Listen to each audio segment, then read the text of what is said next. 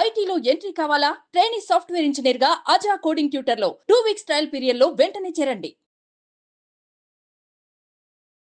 నమస్తే రవీంద్రనాథ్ గారు. నమస్తే అండి ఉష గారు. పుష్ప 2 ఎప్పుడైతే రిలీజ్ అయిందో అప్పటి నుంచి ఈ సినిమా కాంట్రవర్సీగా మారిందని చెప్పుకోవచ్చు. హీరో అల్లు అర్జున్ గారు సైతం కాంట్రవర్షియల్ గా మారిపోయారని చెప్పుకోవచ్చు. ఎప్పుడైతే ఆయన మధ్యంతర బెయిల్ మీద బయటికి రావడం జరిగిందో దానిపైన చాలా ఇష్యూస్ ఫామ్ అయ్యాయి. తర్వాత ఆయన ప్రెస్ మీట్ పెట్టడం జరిగింది. దాని తర్వాత రేవంత్ రెడ్డి గారు అసెంబ్లీలో మాట్లాడడం జరిగింది. ఇలా వరుస ఇన్సిడెంట్లు కనుక మనం చూస్తూ ఉంటే మధ్యంతర బెయిల్ ఏదైతే ఉందో రద్దయ్యే అవకాశం ఉంది అన్నట్టుగా మాట్లాడుతూ ఉన్నారు బయట. దీన్ని ఏ విధంగా మనం చూడొచ్చు అంటాం? బెయిల్ రద్దయ్యే అవకాశం ఉంటుందా? డిసెంబర్ 4 రాత్రి 9 గంటలకి ఈ సంఘటన జరిగింది. అంటే తొక్కిసలాట, ఆ దొమ్మి, అందులో ఒక మహిళ మరణించడం, మరొక అబ్బాయి వాళ్ళ అబ్బాయి ప్రాణాపాయ స్థితిలో ఉండడం. ఇది డిసెంబర్ 4వ తారీఖు రాత్రి బహుశా 10-10:30 ఆ టైంలో జరిగింది ఒక దుర్ఘటన. జరిగిన తర్వాత డిసెంబర్ 5 సాయంత్రం ఈయన మీద ఎఫ్ఐఆర్ నమోదైంది. ఈ సంధ్యా థియేటర్లో జరిగిన సంఘటనకు సంబంధించి డిసెంబర్ 5 జరిగితే ఇమీడియట్గా డిసెంబర్ 6వ తారీఖు నుంచి వీళ్ళు కంప్లీట్గా వీళ్ళు ఏం చేశారంటే హైకోర్టులో క్వాష్ పిటిషన్ పెట్టడం జరిగింది. అంటే ఈ కేసుకు సంబంధించి మమ్మల్ని లేదు, ఈ కేసు కొట్టేమని పెట్టడం జరిగింది. దీని మీద డిసెంబర్ 6వ తారీఖు నుంచి కంప్లీట్గా పోలీసులు అప్పటి ప్రాథమిక సాక్ష్యాధారాలని ప్రూవ్ చేస్తూ వాళ్ళు కూడా కోర్టులో ఉన్నటువంటి పీపీ గారు కూడా నాంపల్లి కోర్టులో కూడా దీనికి సంబంధించిన వాదోపవాదాలు జరగడం జరిగింది. అయితే హైకోర్టులో వీళ్ళు క్వాష్ పిటిషన్ హైకోర్టులో వేశారు. ఈ కేసు నాంపల్లో రికార్డ్ అయిన తర్వాత ఈ డిస్కషన్స్ ఇక్కడ అవుతుంది.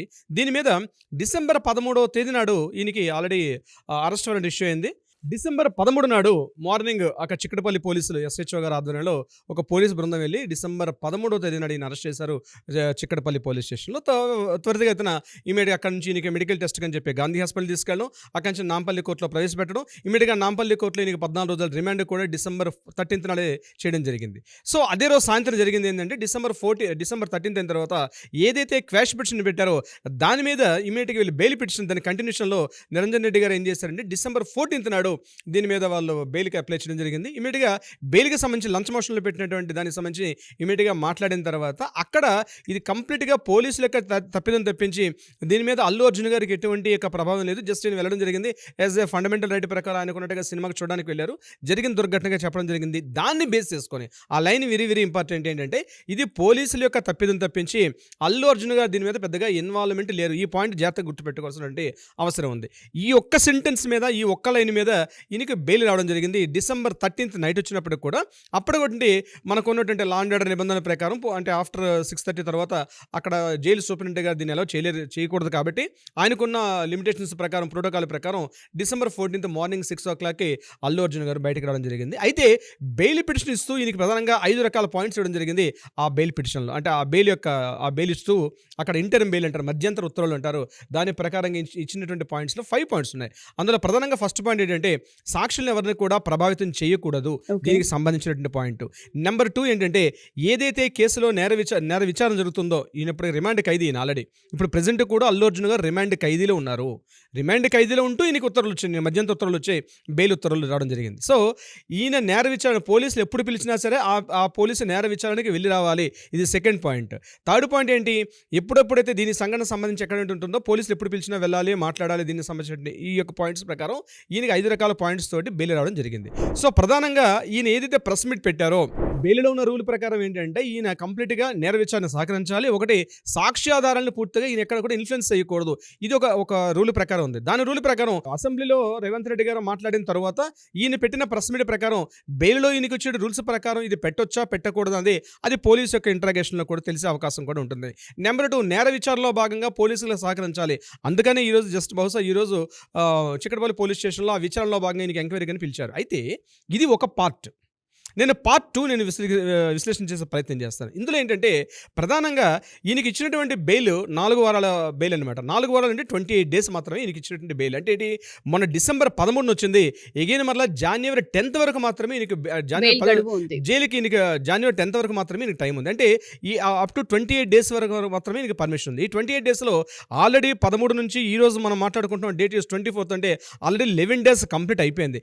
ఇంకా 16 రోజులు మాత్రమే ఈయనకి బెయిల్ యొక్క పర్మిషన్ వరకు లిమిటేషన్స్ ఉన్నాయి. ఈ 16 రోజుల్లోనూ కూడా మళ్ళా 4 రోజులు మళ్ళీ మనకి హాలిడేస్ ఉన్నాయి, తీసేయాల్సి వస్తుంది.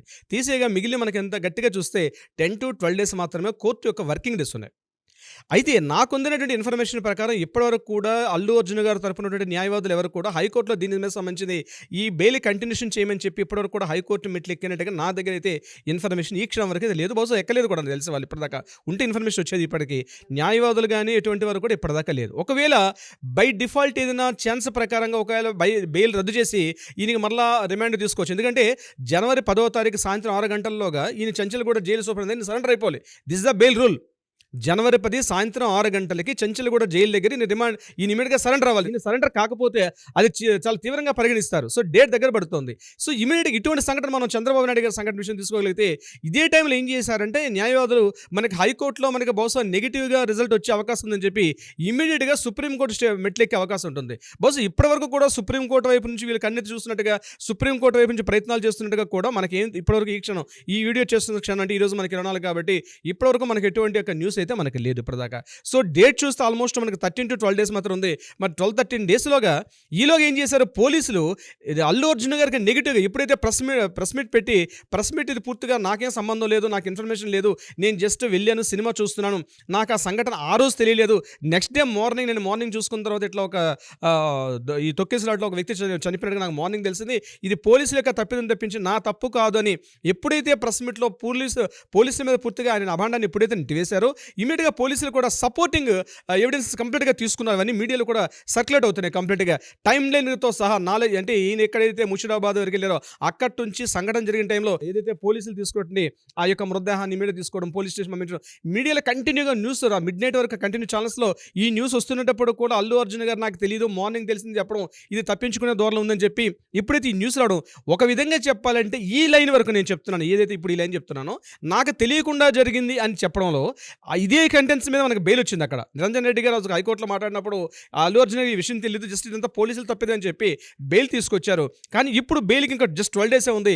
ఈ 12 డేస్లో కూడా ఇది పోలీసులు ఏం చేశారు, కంప్లీట్గా అల్లు అర్జున్ కావాలనే అల్లు అర్జున్ గారు దీన్ని నెగ్లెక్ట్ చేశారు అని చెప్పి పోలీసులు కూడా కంప్లీట్గా సుమారుగా విచిత్రం ఏంటంటే మనకు అందిన ఇన్ఫర్మేషన్ ప్రకారం మోర్ దాన్ 15,000 మొబైల్ ఫోన్స్ని వాళ్ళు ఎంక్వైరీ చేశారు. నిజంగా పోలీసులు అందరూ కూడా 15,000 మొబైల్స్ అంటే ఆ ప్రాంతంలో తొక్కిసినట్లు ఎవరెవరైతే పార్టిసిపేట్ చేశారో వాళ్ళందరినీ పర్సనల్గా ఎంక్వైరీ చేసి కంప్లీట్గా 15,000 ఫోన్లని వీళ్ళు ఎంక్వైరీ చేసి అందులోనే డేటా కలెక్షన్ చేసి మొత్తం ఉన్నటువంటిది అంటే కంప్లీట్గా పోలీసు యంత్రాంగంతో కూడా వాళ్ళ మీద ప్రెస్టీజ్గా తీసుకొని దీని యొక్క కంప్లీట్ నెట్వర్క్ని వాళ్ళు చూపించడం కూడా జరుగుతుంది. అంటే నా ఉద్దేశం ఏంటంటే బహుశా ఇటువంటి సంఘటన జరిగిన సందర్భాల్లో పోలీసులు యాంటీగా ఉన్నారు అల్లు అర్జున్కి.